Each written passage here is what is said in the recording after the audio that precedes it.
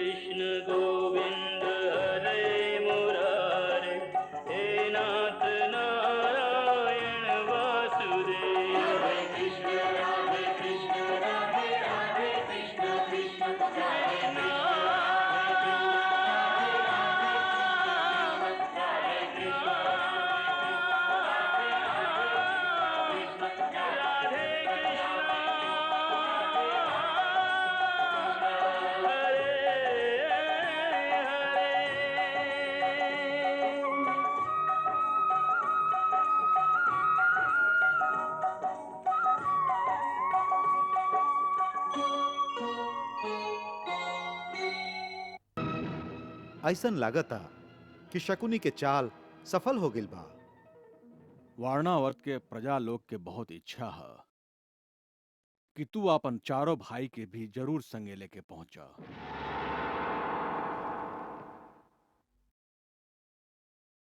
तुहार पिता महाराज पांडु से वहां के प्रजा के बहुत लगाव रहे। ऊ लोगन के तू पांचों भाइयन के दर्शन के बहुत लालसा है। ऐसे तू अर्जुन, भीम, नकुल, सहदेव इनका सबके संगे लेके जरूर जइहा। भीम, अर्जुन, नकुल और सहदेव शत्रु के चाल से बेखबर अपना माई के साथे वारणावरत की ओर प्रस्थान कर रहल बाड़न।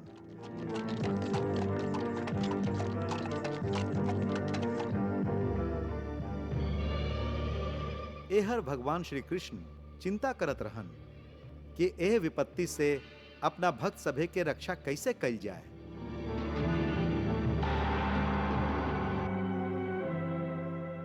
ओही समय उनकर भक्त विदुर पूजा करत रहन। एगो रहस्यमय संदेश पहुंचल।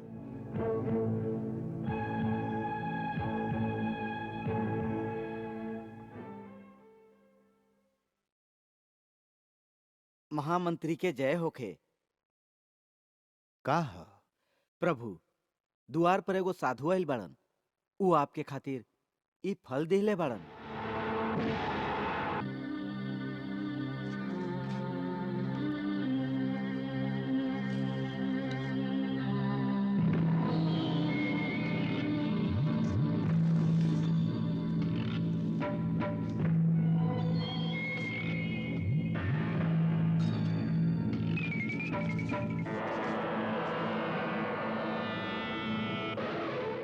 शिव मंदिर के पीछे वट वृक्ष के नीचे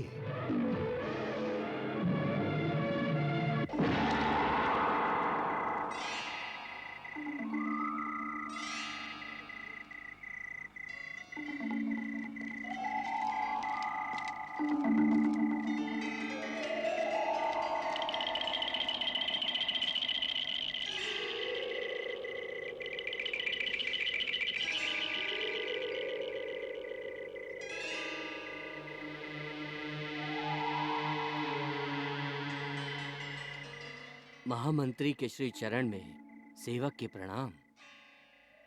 का बात है वज्रदत्त? ऐसन का भारी समस्या आ गई कि तो के भेष में आवे पड़ल? क्षमा करी प्रभु, बाकी बातें ऐसन बा। समस्या ना, संकट आ गइल बा प्रभु, महान संकट आ गइल बा। संकट? हाँ, और ये अब की षड्यंत्र अतना गहरा बा कि हमरा डर बा कि यह समय ऊ लोग आपके हरेक गतिविधि पर नजर रखले हुए हैं। ऐसे हम आपके मिले आपके भवन के अंदर ना आईली। बाकी वो षड्यंत्र का बा? पांचों पांडव के एक साथ हत्या।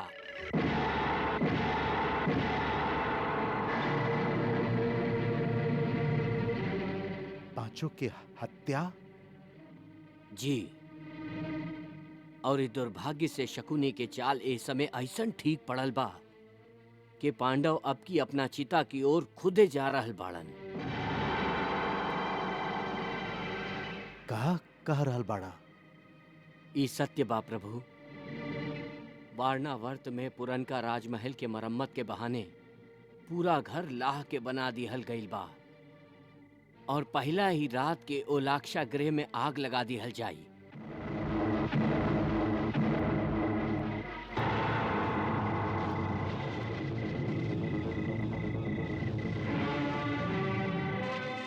शकुनी जाना तारन कि एगो ऐसन विशाल और मजबूत जाल आप अपना गुप्तचरण के चारों तरफ फैला रखले हई जेकर छेदन आज तक ऊ ना कर सकलन, और यही से ऊ खाली आपसे ही डरालन। और यही से आज जब वो अपना जीवन के सबसे बड़ चाल चल रहल बाड़न, उनकर पूरा कोशिश बा कि ओ चाल के भनक आप तक ना पहुंचे। और वो तो एकरा में सफल भी हो गई रहन। ई तो प्रभु के विशेष कृपा ही समझी कि खाली 2 दिन पहले ही कहीं से हमरा भनक पड़ल कि कितना मन लाख वर्णावर्त में पहुंचावल जा रहल बा। बस यही बात के पीछा करत करत हमरा षड्यंत्र के पता चल गई। बहुत देर से पता चलल वज्रदत्त, बहुत देर से पता चलल। और ओकरा पर तू एक दिन देरी से पहुंचला। ना प्रभु, हम तो काले आ गई रही, लेकिन आवते हम देख ली कि तात भीष्म के और आपके भवन के चारों तरफ शकुनी के आदमी छिपल भेष में घूम रहल बाड़न। जे भी आपसे मिलके जात रहे ओकर पीछा होत रहे कि ऊ के ह और काहे आपसे मिलल ह। यही से हमके ई सब एह प्रकार से करे पड़ल कि आपसे मिली भी ना और संदेश भी आप तक पहुंच जाए। संदेश तक पहुंच गई, बाकी पांडव तक सहायता कैसे पहुंचावल जाए?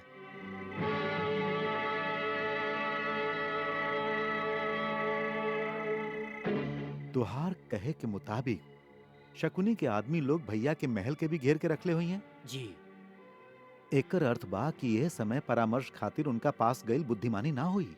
एकदम ना। आपके आजकल पितामह भीष्म से एकदम ना मिले के चाहिए।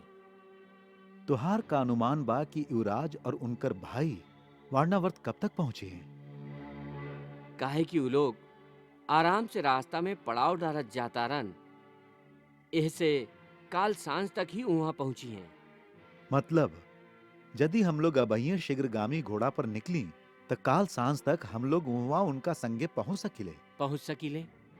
तो ठीक बा, तू अपना 4 विश्वस्त आदमियन के साथे लेके अबहिये निकल जा। साथ में एक खनिक के भी ले जइहा जे हम लोग के भरोसा वाला होके। हमरा से सब योजना समझ ला। बाकी सब योजना एह बात पर निर्भर करी कि तू पांडव से पहले वहां पहुंच जा। हाँ, एक बात और, तू पहाड़ी के रास्ता से छुपते छिपाते निकलिहा। मुख्य मार्ग से एकदम मत जइहा, काहे कि वो मार्ग से पांडव लोग जात हुई हैं और हमके पूरा विश्वास बा कि उनका साथे जे अंगरक्षक सैनिक भेजल गए हुई हैं ओकरा में से अधिकांश दुर्योधन के हुई हैं।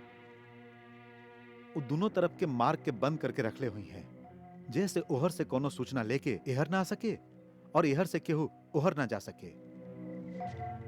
तू सावधानी से जइहा। जी।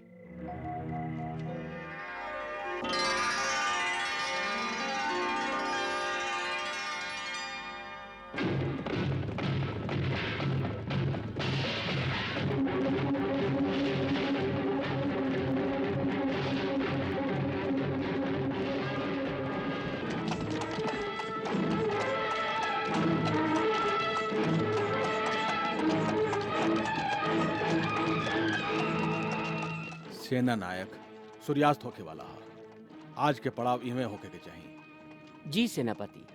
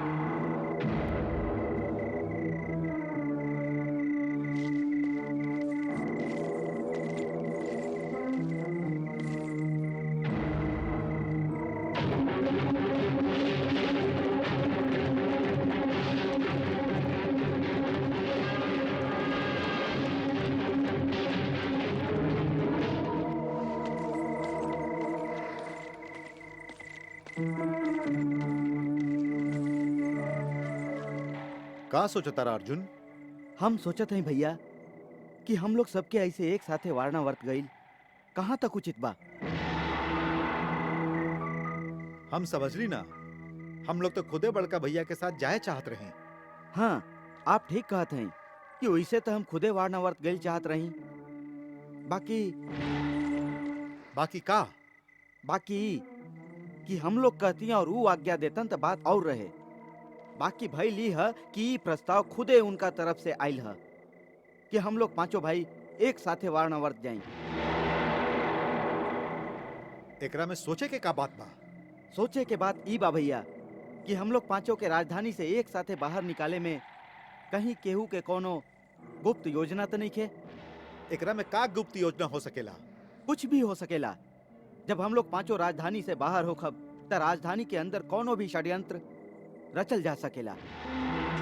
षड्यंत्र? हाँ, षड्यंत्र। देख, माई भले ही महाराज के कितनो प्रशंसा करस कि वो बड़ा उदार बाड़न, बड़का भैया के युवराज बना के वो ऐसन काम कैले बाड़न जेकर प्रशंसा करे के चाहिए। बाकी हम ऐसन नहीं की मानत कि वो बड़ा उदारता से ही काम कैले बाड़न। ऊ त पितामह भीष्म और गुरु द्रोण के इतना दबाव रहे कि उनका ये घोषणा करे के पड़ल। ना त ई त सभे जाने लन कि अपना बेटन खातिर उनका मन में इतना मोह बा कि उनका खातिर ऊ कुछ भी उचित अनुचित काम कर सकेलन। यही से सोचत हई कि जे खुद ऊ कहलन हा कि पांचों भाई एक साथे जास, देख रहा पीछे कहीं शकुनी, दुर्योधन अथवा कर्ण के हाथ ना होके। का ई ना हो सके कि वो महाराज के बहका देले होखस कि वारणावर्त के जनता पांचों पांडव के दर्शन कई चाहत होके, ऐसे ही पांचों के वहां भेज द।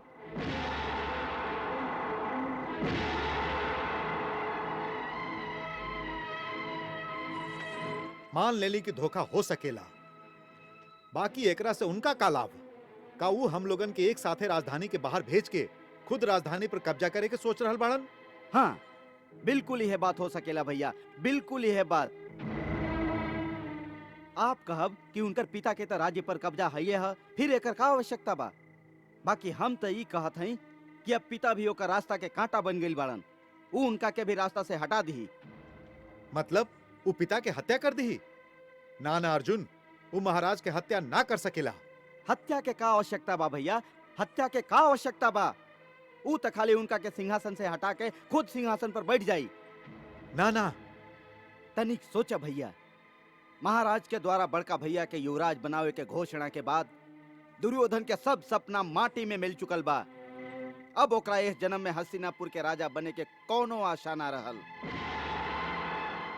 अब तो ओकरा पास एक ही रास्ता रह गइल बा कि ऊ हम लोग के कुछ देर खातिर राजधानी से दूर भेज देवे और हम लोग के अनुपस्थिति के लाभ उठा के पिता के हटा के खुद सिंहासन पर बैठ जाए और हम लोग के वापस आवे के रास्ता बंद कर देवे, बस।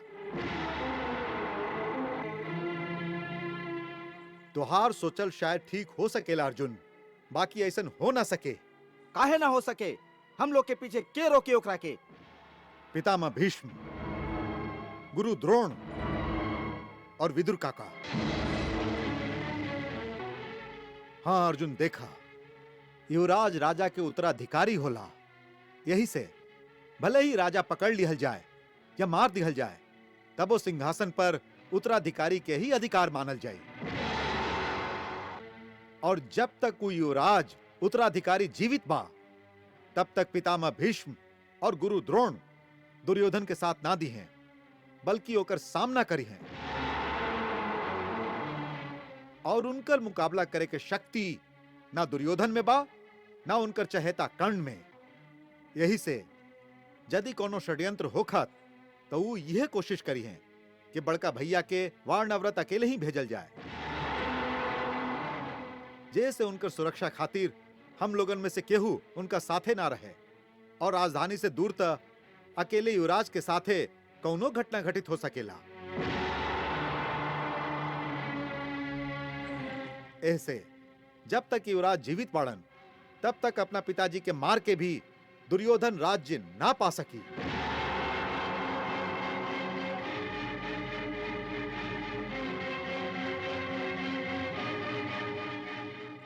जब तक युवराज जीवित बाड़न।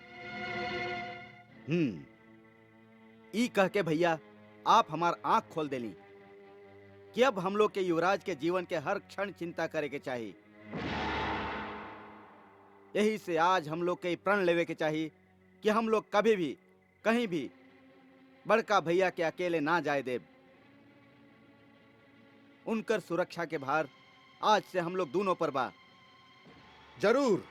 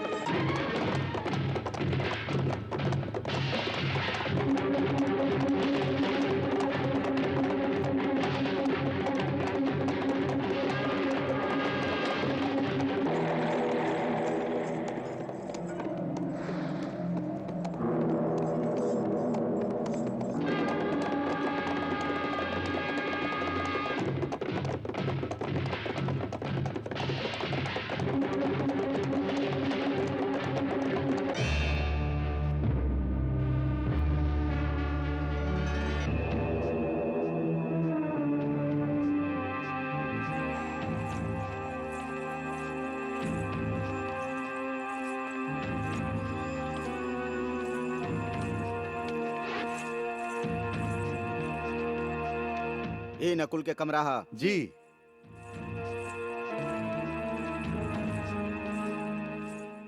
और ये सहदेव के कमरा हा। जी। जी। और एकरा में अर्जुन। जी हाँ।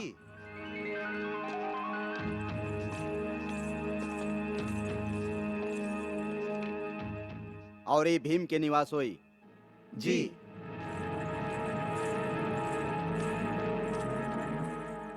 युधिष्ठिर के यह कमरा के तनी विशेष रूप से सजा दिहल जाए। जी हाँ। वो युवराज हवन, उनका कमरा के सजावट विशेष होके के चाहिए। जी। जी।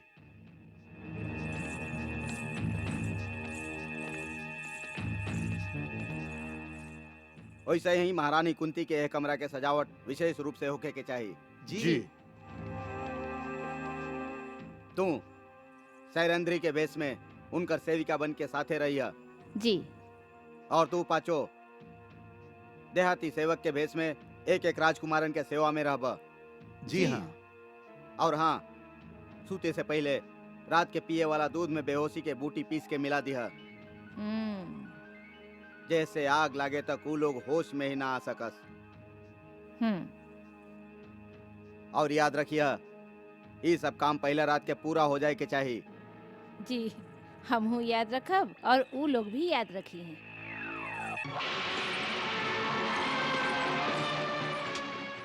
मामा जी, यदि विदुर के षड्यंत्र के पता चल जाए त का होई?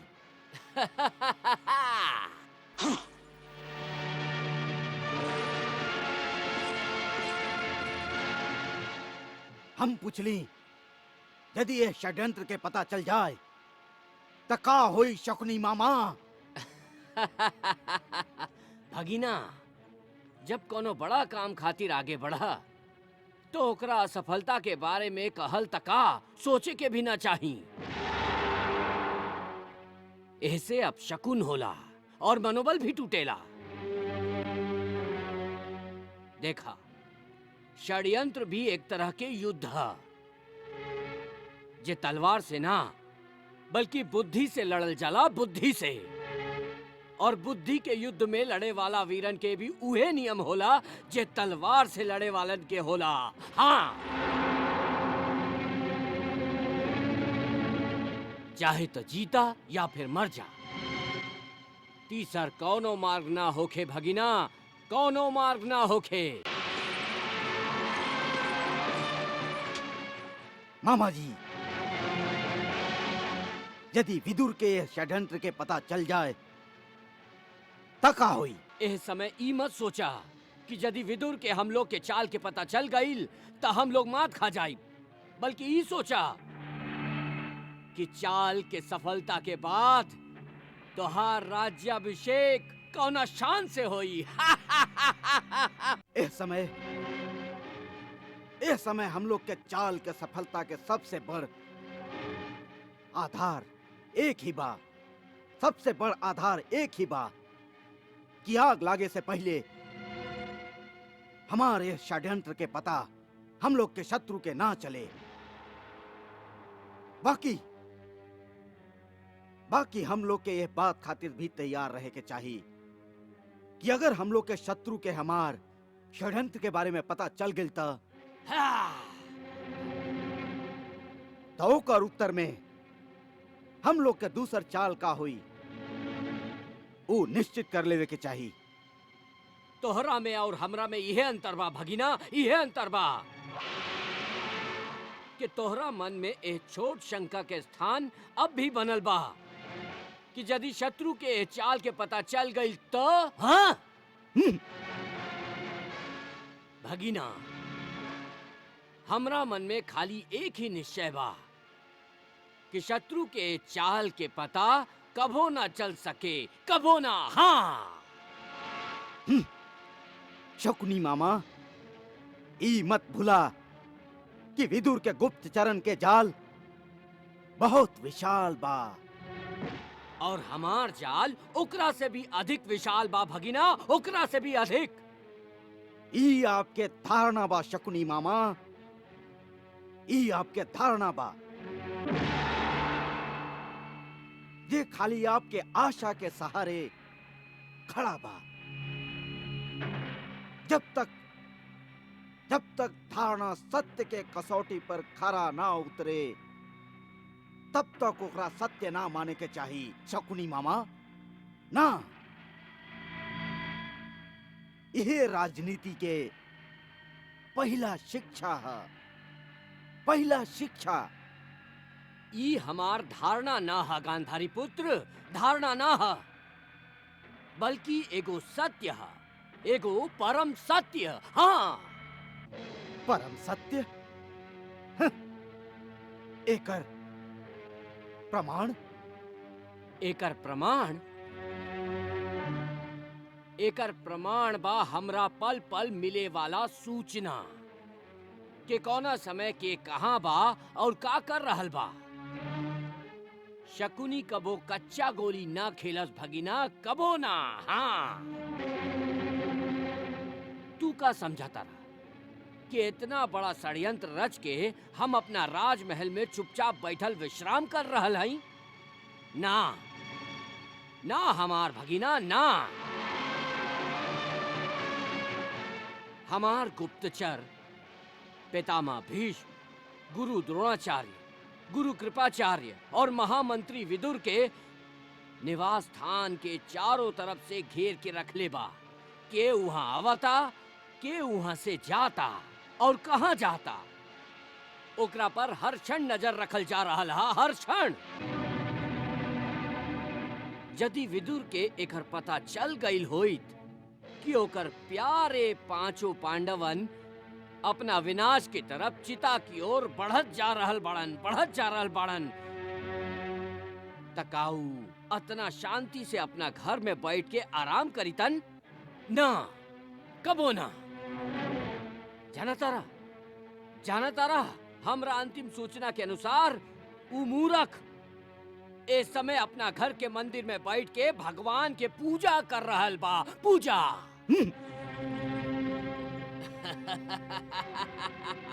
और ओहर विनाश के ऊ करिया रात बढ़त चलल आ रहल बा। जौना रात के ऊ महाअग्नि प्रकट हुई, महाअग्नि, जेकरा में पांडव के वंश के संपूर्ण विनाश हो जाई। हाँ भगिना, संपूर्ण विनाश। हे भगवान श्री कृष्ण, आज आपके भक्तन पर संकट के करिया छाया मंडरा रहल बा। प्रभु रक्षा करें, हमार लाज रखी प्रभु। कुंती और उनकर बेटन के रक्षा करें। हमके शत्रु से उनकर प्राण के भय बा प्रभु। रक्षा करी प्रभु, रक्षा करी।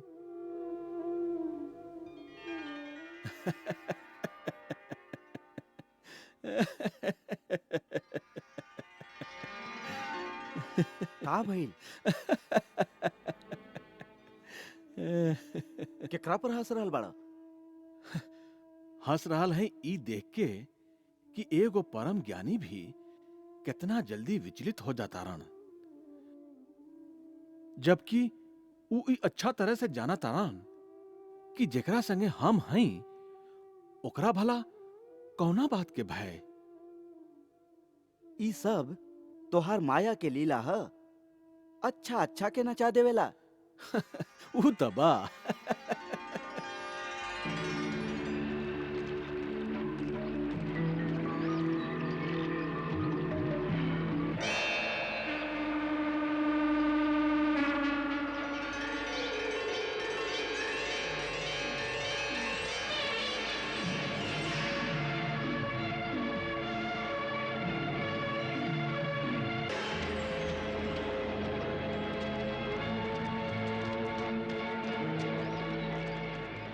ई सुरंग इहवा से ओ लाक्षा ग्रह तक होके के चाहिए।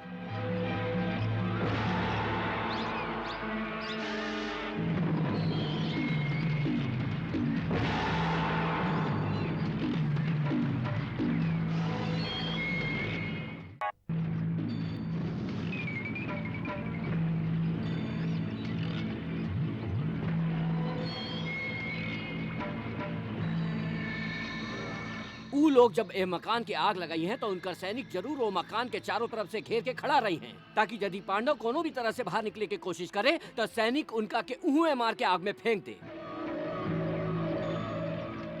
यही से हम कहत हई कि हम लोग के ओ घर से ई सुरंग यहाँ तक खोदे के चाहिए, ताकि इहवा नदी के किनारे ऊ सुरंग से बाहर निकले और तू उनका के नाव में तुरंत बैठा के यहाँ से नदी के ओ किनारे तक ले जा। जी, आप ठीक कह रहा हैं, लेकिन इतना लंबा सुरंग खोदे खातिर हम लोग के पास समय बहुत कम बा। ऊ तो हम जानत हई, बाकी ये काम करे के ही पड़ी। तू यही क्षण यहाँ से खुदाई शुरू करता। ओहर जब युवराज अपना साथियन के संगे आ जाई हैं तो हम और हमार 2-3 साथी देहाती मजदूर के भेष में वहाँ पहुँच के उनकर सामान अंदर ले जाए के बहाने घर के अंदर घुस के वहां कोनो अनहार कोना में छिप के रात के प्रतीक्षा करब। और यदि ऐसा मौका मिल गए तो हम भी अंदर से सुरंग खोदे के कोशिश करब।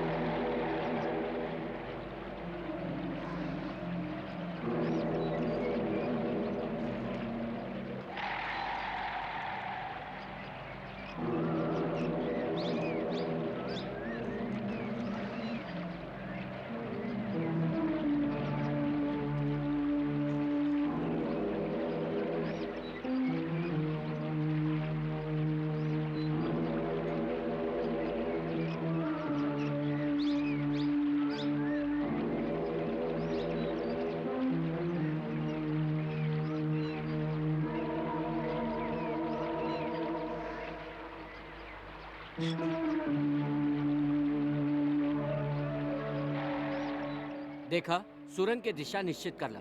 तू लोग यहाँ से उत्तर पश्चिम दिशा की तरफ सुरंग की खुदाई करवा और हम लोग अंदर से दक्षिण पूरब दिशा की तरफ खोदब। ठीक?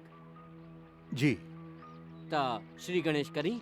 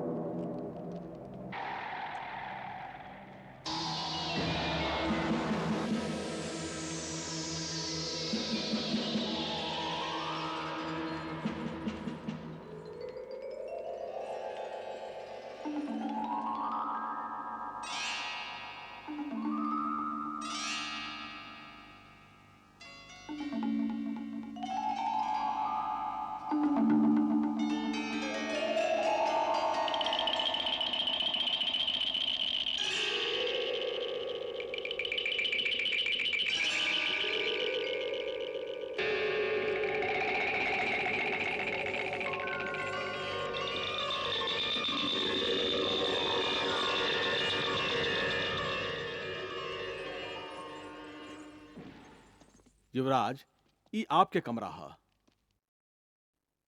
और इस सेवक आपके सेवा खातिर हमेशा आपके साथे रही।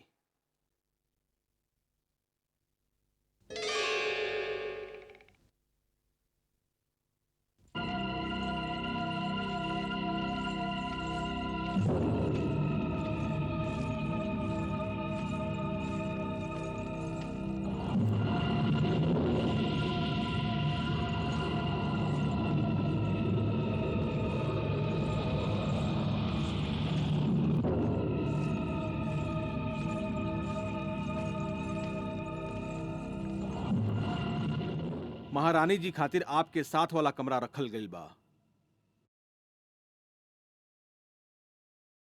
महारानी जी,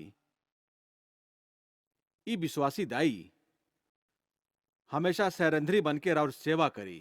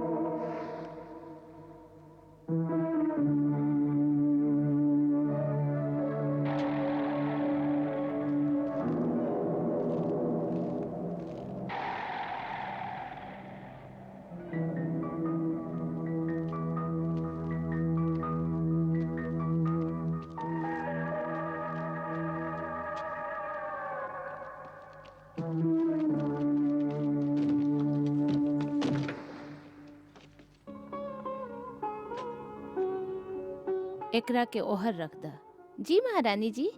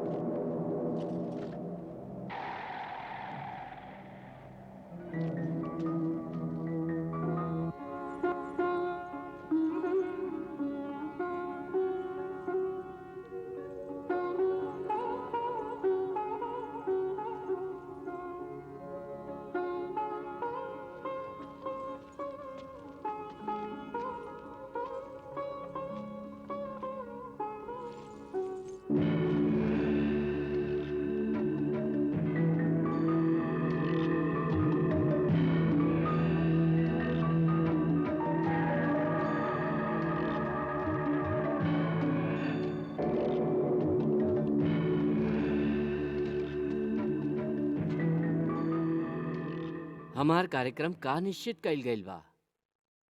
पूजा खातिर कब जाए के होई? काल सांझी के युवराज, प्रजाजन से कब मिले के होई? वो लोग तो आपके दर्शन खातिर आवल चाहत रहन, लेकिन हम ही कह के उनका के रोक दिली कि युवराज 4 दिन के लंबा जतरा करके आयल बाड़न, उनका के आराम करे दी लोगन। काल जब आपके आज्ञा होई, प्रजा के आपके दर्शन की अनुमति दे दहल जाई।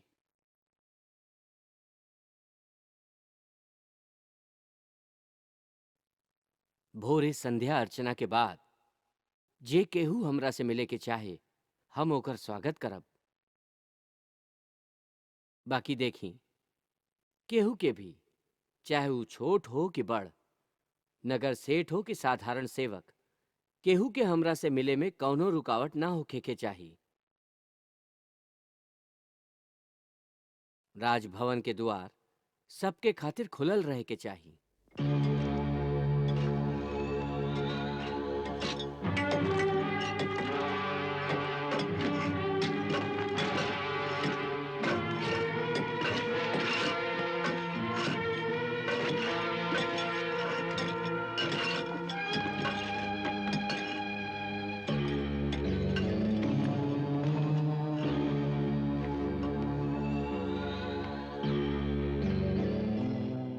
कहाँ तक पहुँचला? आधा से आगे निकल गए हैं।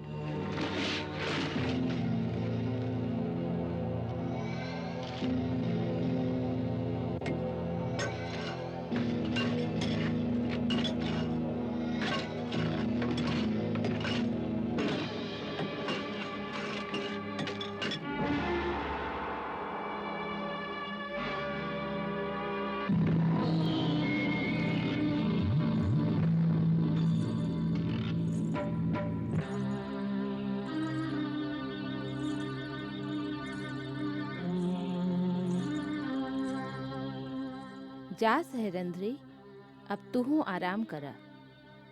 जी महारानी जी।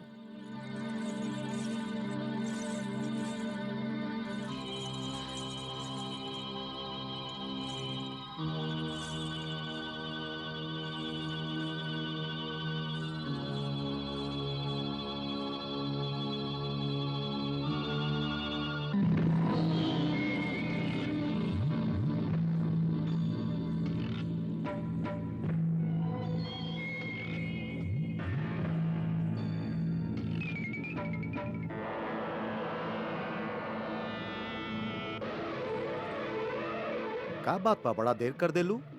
वो बुढ़िया सुतते न रहे। हमार तो हाथ दुखा गए लोकर पैर दबावत दबावत। हरे कृष्णा कृष्ण कृष्णा हरे हरे, श्री कृष्ण चरितम गुणानुवादम तत्प्रेरणा अहं करोमि, मम भावगीतं हृदयस्य प्रीतं त्वत्पद्मपादे समर्पयामि। हरे राम राम राम हरे हरे, हरे कृष्ण कृष्ण कृष्ण हरे कृष्ण।